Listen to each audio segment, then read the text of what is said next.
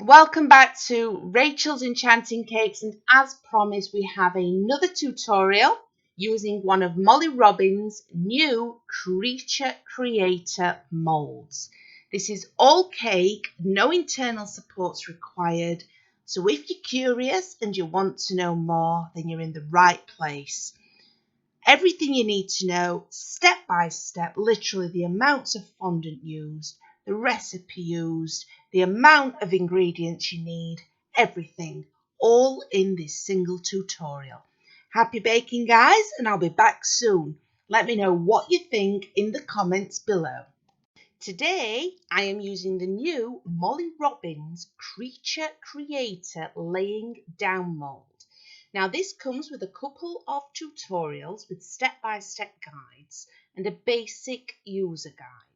Today, we're going to be making a 3D duck that contains no internal support and is 100% cake. If you would like to purchase one of these molds, you can pre-order yours now and they will be available on the 6th of May 2019. I will leave a link to Molly's official website in the description below this video. Start by greasing your mould thoroughly with butter or margarine. I have sprinkled this mould with a small amount of flour just to help prevent the cake from sticking. And I am using again my classic Victoria sponge recipe. I have found that there is a perfect amount with this recipe for both of the moulds. For the sitting down one, you will use it all. For the laying down mould, which we are using here, you won't need all of it, but it does reduce the cooking time. You will only need to bake this on 170 degrees centigrade at roughly 40 minutes. Please bear in mind the oven does make a difference. So the older the oven and the less efficient it is, your baking times may vary. There will be a small amount of cake batter left over. And if you want to use my classic Victoria sponge recipe, I have this as a separate tutorial and I will leave a link for you in the description below this video. I have already released these out of the silicone mould whilst they was warm. And then I have placed them back in there just to cool down. Once your cakes are completely cool, using a very sharp knife and the mould as a guide, just trim off the excess where it is domed slightly. All we need to do now is sandwich the two halves together. So I've taken one part out and leaving the other half in the mould just for support. Simply cover this with plenty of buttercream. Now, gently lifting up the other half of your cake, place this directly on top and then we will simply turn this silicone mould upside down and release the cake. I'm then going to place it on this prepared cake board with some baking paper on there so nothing can stick to it.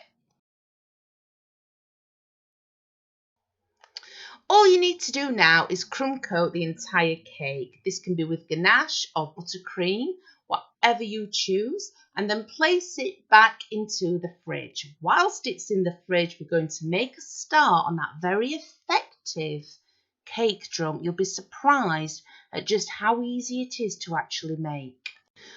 For the effect that I have on the cake drum, I'm using this Pretty in Pearls Marvellous Moulds Simpress. It's very easy to use. I'm going to show you how to use it. Don't worry if you don't have one or if you choose to not purchase one. You can just cover yours in blue fondant. Now, I find the Simpresses work so much easier if you add some Trex vegetable fat and then a small amount of icing sugar. So start by filling it with some Trex. This will just help the fondant release easily. Just roll out a small amount of the colour of your choice and you want it roughly the same thickness as the Simpress mould. You then just want to pick it up. As you can see, I've already brushed that down with a small amount of icing sugar. And using your fingers, just push in to pick up as many of those beautiful bubbles as you possibly can. Once you have pushed it in there, you then want to use a rolling pin. and this will cut off any excess fondant around the outside of the actual Simpress mould. To remove them from the mould, it's really easy. Simply turn them upside down onto your work surface and gently pull away the fondant, and it will come away with ease as long as you've greased it enough and added enough icing sugar. Simply repeat this so that you have enough to cover your 12-inch round cake drum. All I am using to add these to my cake drum is some cooled down boiled water, and it just acts as a natural glue. Each piece does slot together. Any excess you simply trim off with a knife. The icing sugar on the top, because obviously we've not wanted it to stick to the mould, you can either just use the brush like I'm going to, or if you've got a steamer, that will work just as great. I understand these moulds are quite expensive, however, look at the effect that they can achieve, and they are actually designed so that you can place this sort of effect around the outside of a cake. So they are a great investment. So now we have covered our cake drum, it's now time to cover the cake. I have rolled out exactly 1 kilogram of yellow fondant in between these 5mm spaces. Now, from experience from using both the laying down mould, which we are using today, and I have a separate tutorial using the sitting down mould, which you will also find on my channel, this particular cake is a lot easier to cover. Now, the reason for this is the cake isn't as tall, but it's long. As soon as you have a very tall cake, but it's got a small circumference like the sitting down mould, you end up with an awful lot more fondant to be able to cover the cake, which consequently means you've got more pleats and more negotiating to do. So you're more at risk of elephant skin and tearing. So if you are a beginner and you love to make your 3D cakes, this particular one is a lot easier to cover. So as you can see here, all I am doing is negotiating the pleats, cutting off any excess fondant just to prevent any weight from tearing it, and I am just using my hands.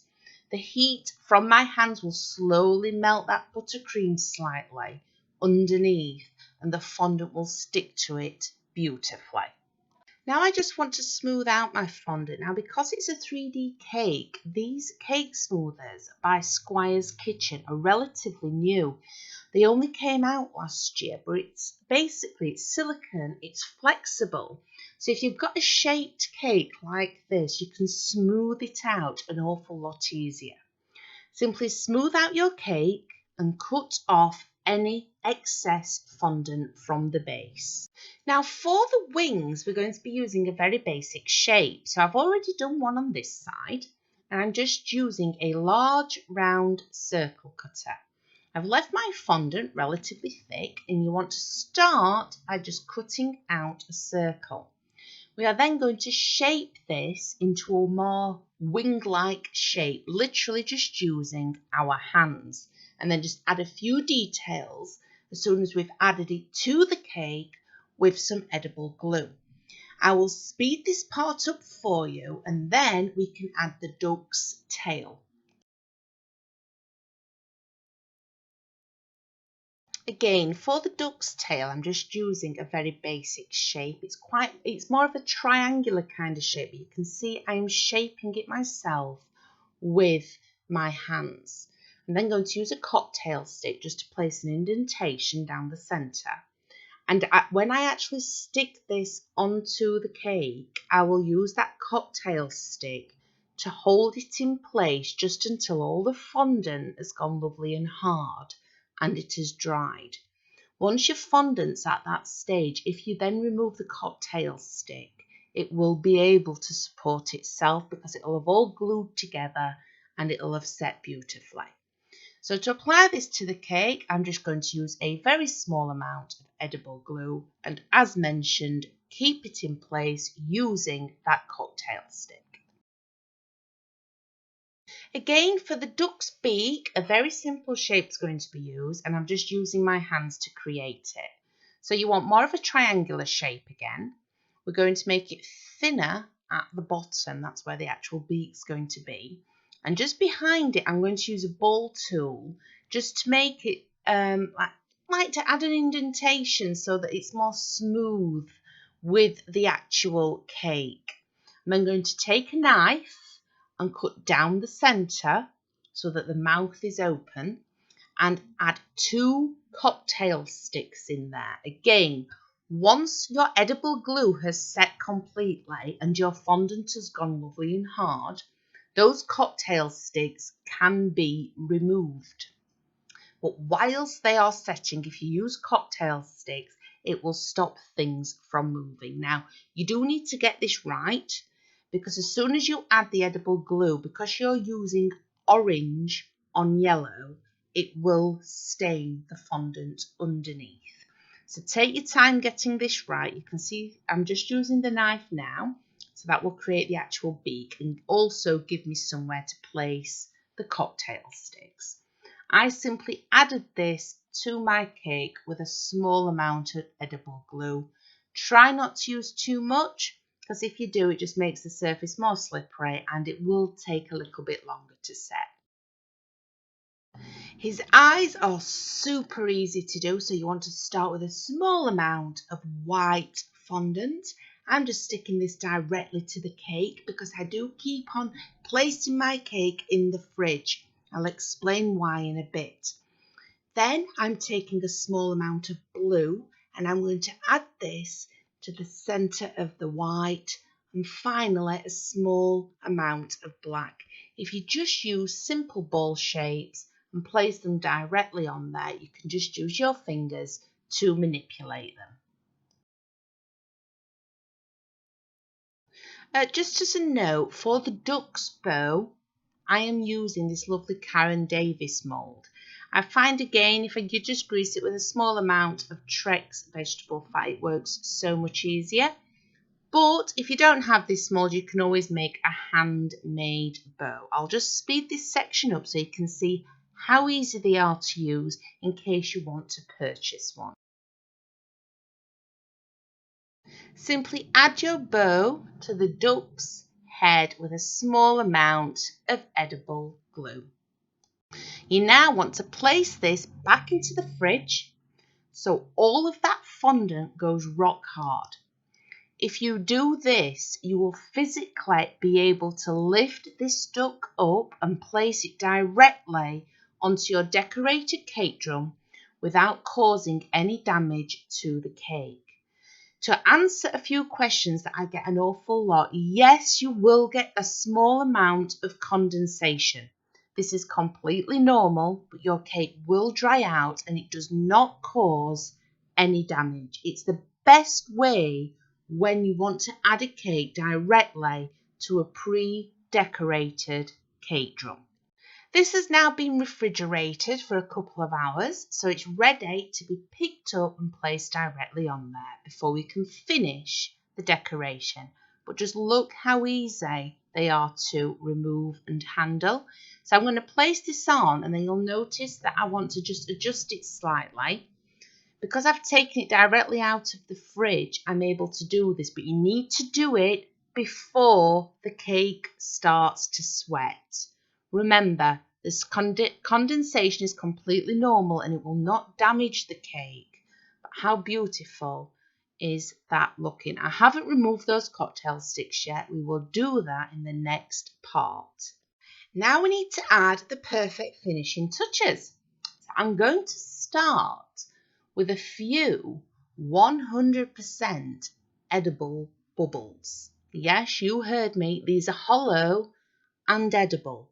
I have a separate tutorial on how you can make your own edible bubbles, and I will leave a link for that for you in the description below this video.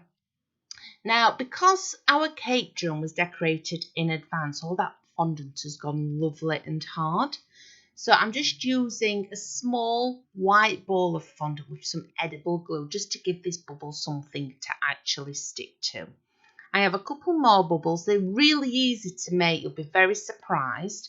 I'm going to speed this up for you now because it's just a case of adding your edible bubbles and also lots of white bubbles. Remember, this is a toy duck.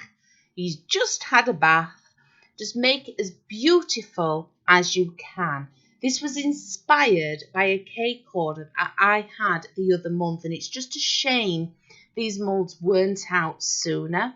I was asked for a toy duck themed cake, and you will recognize this duck that I have actually made today because he's also made as a cake topper on a separate tutorial. But now you can make them as a 3D cake. I'm sure the little girl would have loved this even more than the cake she received the other month. They are a fantastic investment.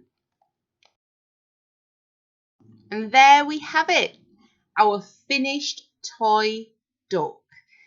All cake, no internal supports, and how easy was that to make? I can't recommend these moulds highly enough. They are fantastic. I now offer these cakes for the same price that I would an 8-inch round cake, just because they take on average the same time to complete from start to finish. So you can offer more items to your customers. No cake carving required, no cake wasted at all, and it's just something a little bit different. Your customers are going to love it. Happy baking, guys, and I will be back soon with more new free content.